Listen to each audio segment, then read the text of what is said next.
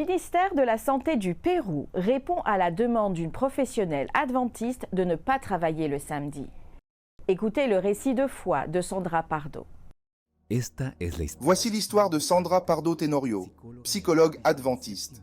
Sa foi a été éprouvée pendant ses études dans une université non adventiste et dans sa profession au Pérou, mais Dieu a toujours été à ses côtés. Pour le remercier, elle s'est engagée en 2018 comme volontaire dans le projet Une année en mission au Brésil. En 2019, elle a postulé pour un travail au sein du ministère de la Santé du Pérou, où elle a été acceptée. Mais l'entretien d'embauche a eu lieu un samedi. Je n'avais pas réalisé que c'était le samedi. Le samedi soir, j'ai consulté l'appel à candidature et il disait que des personnes avaient déjà passé un entretien samedi et mon nom y figurait, sans passer d'entretien. Le lundi de la même semaine, ils ont envoyé un communiqué indiquant que les entretiens reprenaient. J'étais à Trujillo et j'ai dû voyager parce que les entretiens se déroulaient en personne, à Lima. Sandra a commencé à travailler en 2020 et à cause de la pandémie, elle a dû choisir 3 jours pour se rendre au centre de santé. Son collègue a choisi mardi, jeudi et samedi et Sandra lundi, mercredi et vendredi. Voilà comment ça s'est passé. J'ai commencé le travail ainsi et pendant près de 2 ans, nous avons suivi cet emploi du temps. Mais l'année dernière, vers août-septembre 2022, ma collègue a demandé que cela soit modifié et en toute objectivité, elle avait raison. C'était juste qu'elle puisse bénéficier d'un changement d'horaire le samedi.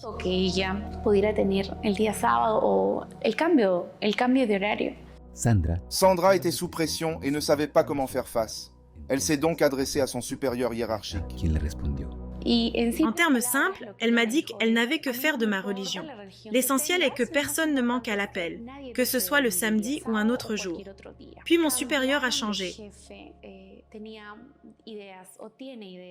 Il avait ou a des idées très différentes. La transition s'est faite et lorsque je lui ai parlé du samedi, il m'a dit que je devais présenter un justificatif comme un document sur les raisons de mon absence le sabbat.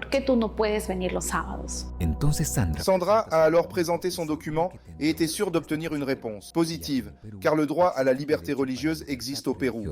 En réalité, la réponse fut négative. C'était un travail stable que j'avais obtenu il y avait presque 2 ans, sur un contrat quasi indéterminé. Sandra s'est souvenue d'un témoignage d'enseignants adventistes dont l'examen avait été déplacé de samedi à dimanche après un premier refus.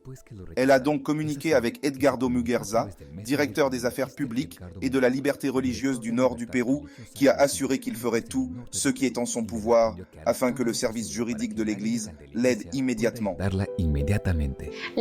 L'Union a rédigé l'ensemble du document. Je n'ai fait qu'envoyer mes coordonnées et les informations. J'ai joint la lettre indiquant que j'avais déjà été refusée au centre de santé. Je pars mardi et je vais déposer les documents nécessaires. De Dirigli-Massur, je présente mon document. En un mois, le document est passé par 18 bureaux.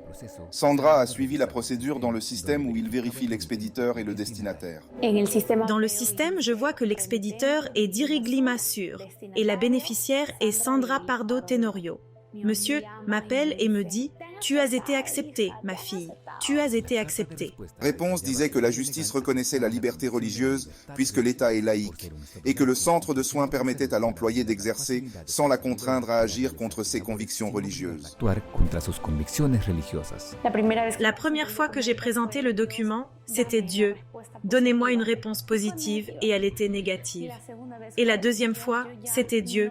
Je n'ai absolument rien à ajouter ici, mais que ta volonté soit faite. Et c'est ce qu'il a voulu. Comme Sandra, de nombreux adventistes sont fidèles.